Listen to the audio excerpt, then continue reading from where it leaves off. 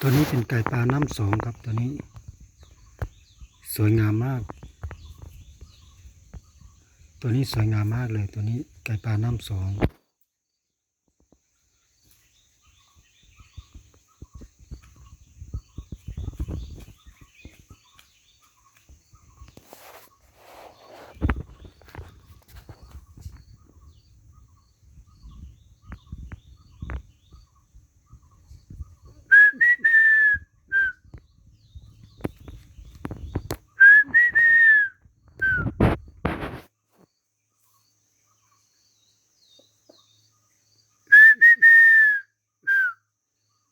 จะให้ดูใกล้ๆนี่ครับ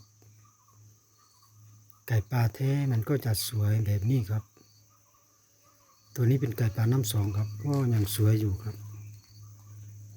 มันก็ยังสวยงามอยู่ครับถ้าเป็นน้ำหนึ่งมันก็จะสวยกว่านี้ครับแต่นี่เป็นน้ำสองแล้ว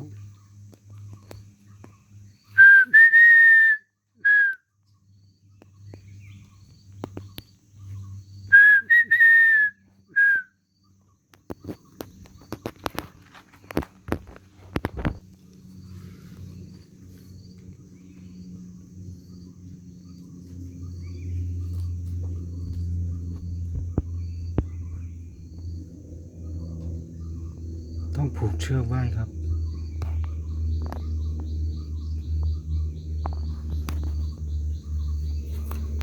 เป็นไก่ปลาน้ำสองหูแดงเป็นไก่ปลาสายพันธุ์หูแดงครับ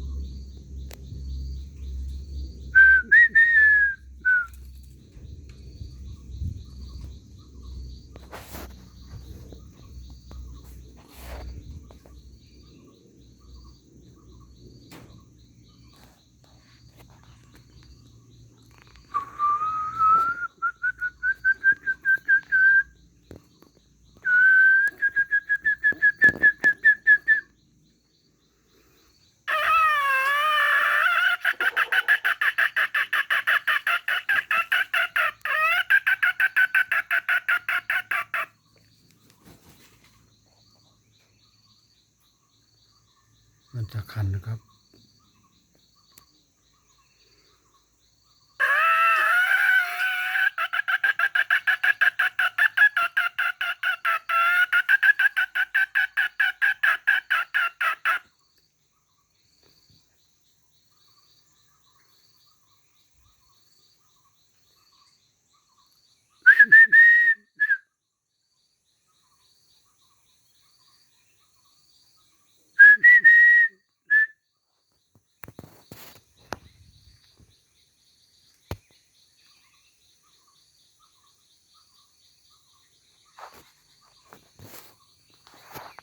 ไก่ปลาแท้มันจะไม่ค่อยขันถี่แบบไก่โตหรือว่าไก่เจ้นะครับถ้าเป็นไก่โตไก่เจ้เนี่ยมันขันที่นะครับก็จะมีความแตกต่างกันนะครับแต่ไก่ปลาแท้มันก็จะขันห่างๆนะครับก็จะเป็นลักษณะแบบนี้ครับ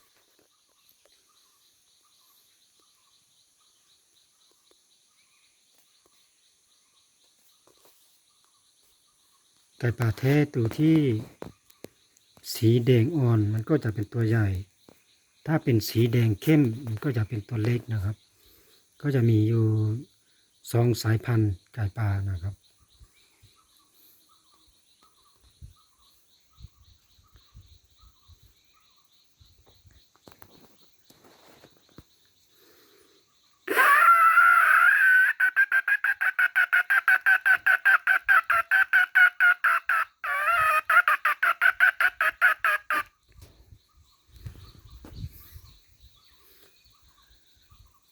นี่ก็จะอยู่ที่นานะครับอยู่ที่นาที่ผาเนี่ยครับเป็นดอกไม้ที่ปลูกอยู่ที่เถียงนานะครับก็มีดอกไม้ที่สวยงามแบบนี้ครับถ่ายให้ดูครับนี่ครับ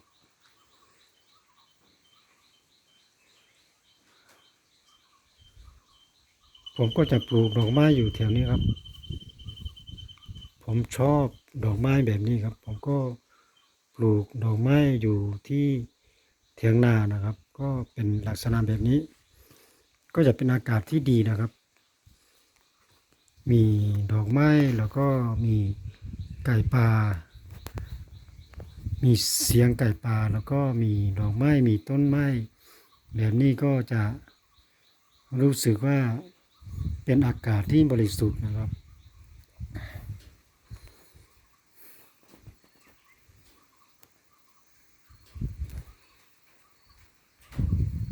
จะพาดูรอบๆแถวนี้ครับนี่ครับนี่เป็นเถียงนาของผมครับเถียงนาก็จะเป็นลักษณะแบบนี้ครับ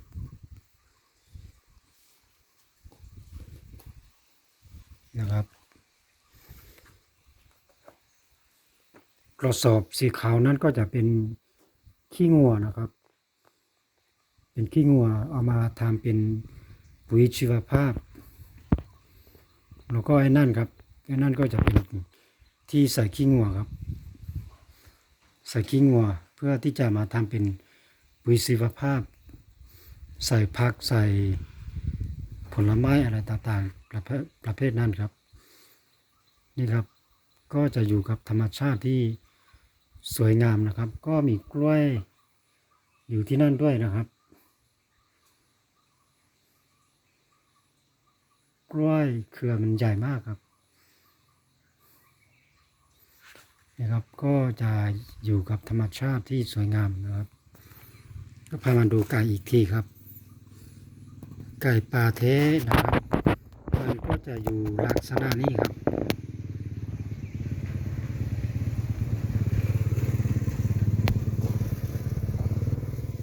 ไก่ป่าเทจะอยู่ลักษณะแบบนี้ครับ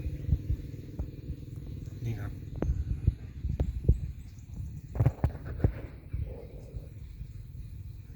ไก่ป่าเทมันก็จะไม่เหมือนไก่ต่อหรือว่าไก่เจ้ที่คนเลี้ยงนะครับไก่ต่อไก่เจ้มันก็จะเห่าแล้วก็มีเสียงคันที่นะครับไก่ป่าเทมันก็จะอยู่เงาแบบนี้ครับถ่ายแค่นี้ให้ดูครับขอบคุณทุกท่านที่รับชมช่องของผมนะครับ